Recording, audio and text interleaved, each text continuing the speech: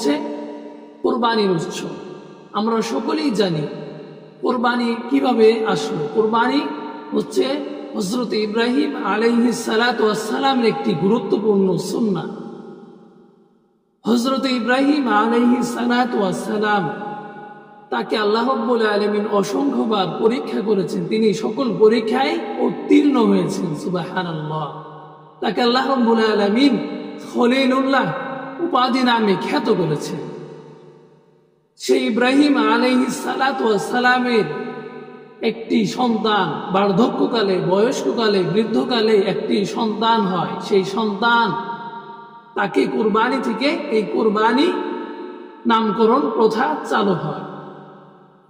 কিভাবে সেই প্রথাটি চালু হলো আসুন আমরা জেনে নিই।